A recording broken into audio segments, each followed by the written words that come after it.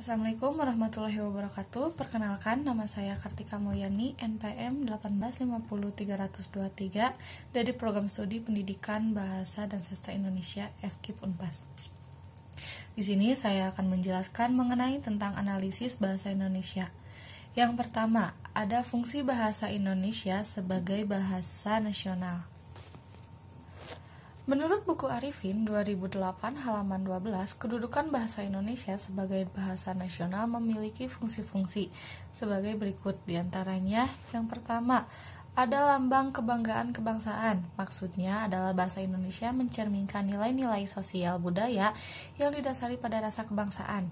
Atas dasar kebangsaan ini, maka bahasa Indonesia harus dijaga, dipelihara, dan dikembangkan, serta memiliki rasa bangga dalam menggunakan bahasa Indonesia.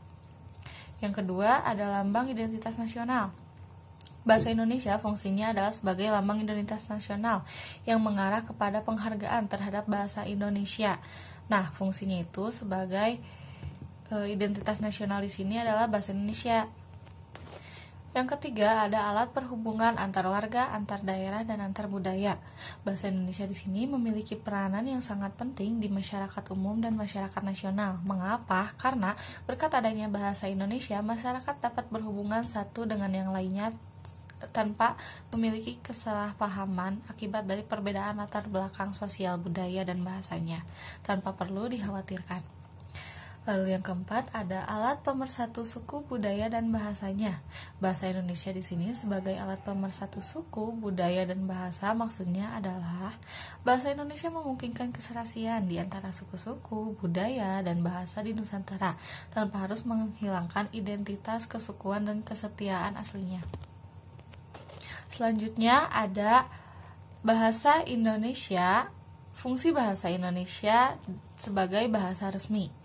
Di sini, bahasa Indonesia merupakan bahasa resmi negara Indonesia. Mengapa? Karena untuk mempersatukan bangsa Indonesia yang berbeda-beda bahasanya, budayanya, serta daerahnya. Dengan adanya bahasa Indonesia ini, maka masyarakat Indonesia dapat bersatu tanpa harus membedakan sosial budayanya. Selanjutnya adalah maksud dari gunakanlah bahasa Indonesia yang baik dan benar. Masalah kebahasaan Indonesia tidak terlepas dari masyarakat pendukungnya. Perkembangan teknologi informasi memberi pengaruh yang sangat besar kepada masyarakat Indonesia, terutama kepada keberadaan bahasa Indonesia. Hal ini tidak dapat dipungkiri, karena pada kenyataannya kosakata bahasa Indonesia banyak didengar dari bahasa asing. Nah, menurut Munshi tahun 1996 halaman 1 mengemukakan bahwa ada 9 dari kata bahasa Indonesia adalah bahasa asing. Artinya, sebagai masyarakat Indonesia, kita harus selalu menggunakan bahasa yang baik dan benar dalam percakapan. Nah, maksud dari bahasa yang benar adalah bahasa yang sesuai dengan kaidah bahasa Indonesia. Sedangkan maksud dari bahasa yang baik dan benar adalah bahasa yang memiliki sopan dan santun. Sekian materi dari saya. Mohon maaf apabila ada kesalahan dalam pengucapan kata. Wabillahi taufiq wal hidayah. Wassalamualaikum warahmatullahi wabarakatuh.